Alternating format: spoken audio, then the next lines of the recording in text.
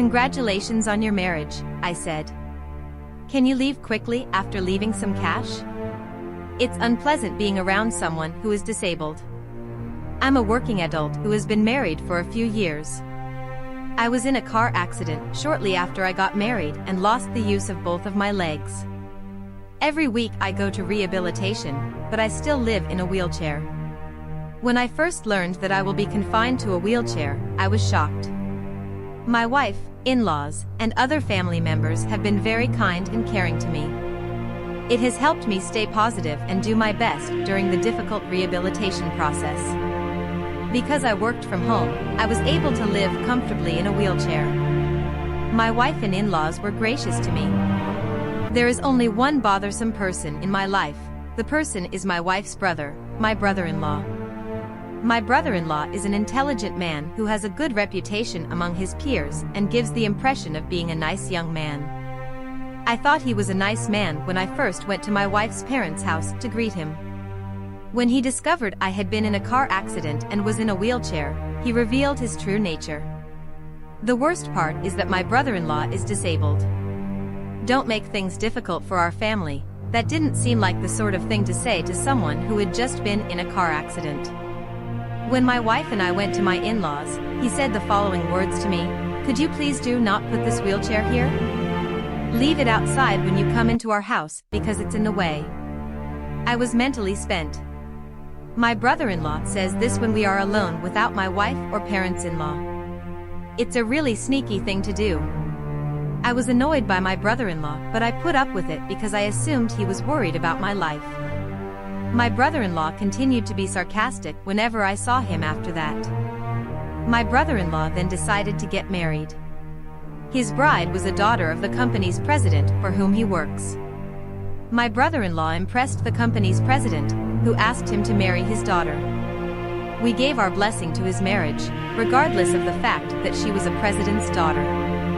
The wedding preparations continued, and we finally received the invitations. I marked the 10 box on the invitation and returned it. Everyone was excited for my brother-in-law's wedding. We arrived at the wedding venue stated on the invitation.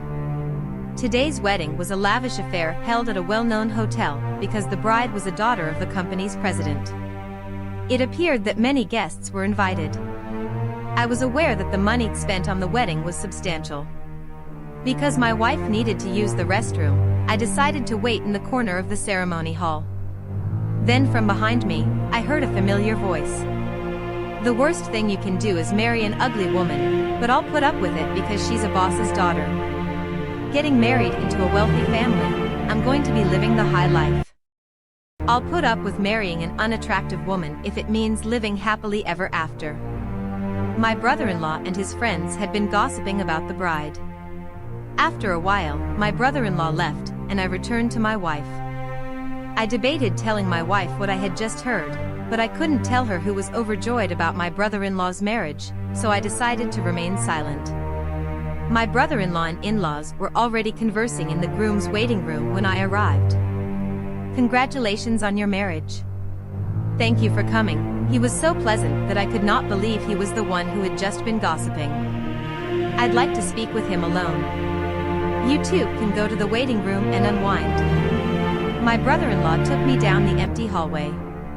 For some reason, his expression changed after he checked that no one was there. What brought you here? Having a handicapped person in my family is a disgrace.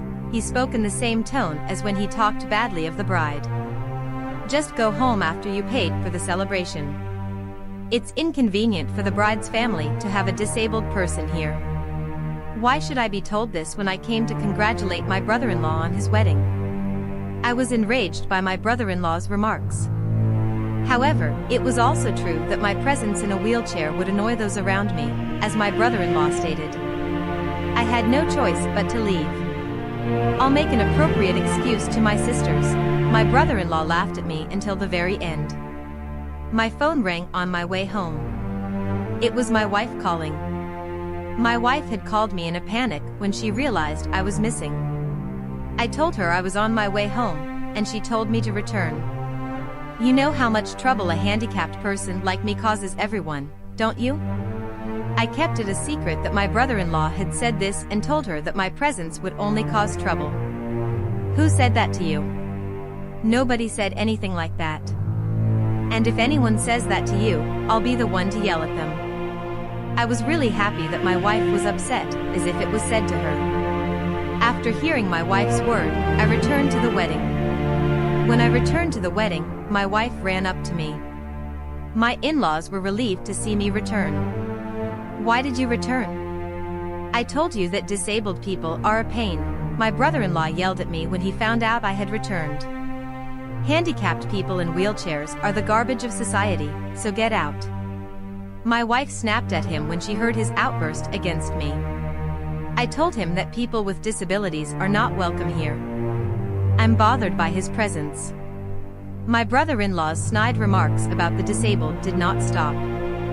A visitor overheard my brother-in-law and my wife arguing and approached them. The guests were taken aback by my brother-in-law's change in attitude, and there was a commotion in the ceremony hall. The bride and her father noticed something was wrong and approached us. My brother-in-law, on the other hand, did not stop making fun of the handicapped and continued to make rude remarks to me. I couldn't take it anymore and decided to play a recording for everyone to hear. The worst thing you can do is marry an ugly woman, but because she's the boss's daughter, I'll put up with it. My brother-in-law and his friend became agitated when I played the recording. What the hell, this recording is made up. My brother-in-law appeared distressed and began making excuses. I ignored my brother-in-law's request to stop the recording and kept playing it. I'm going to be the celebrity now, like I'm going to be rich.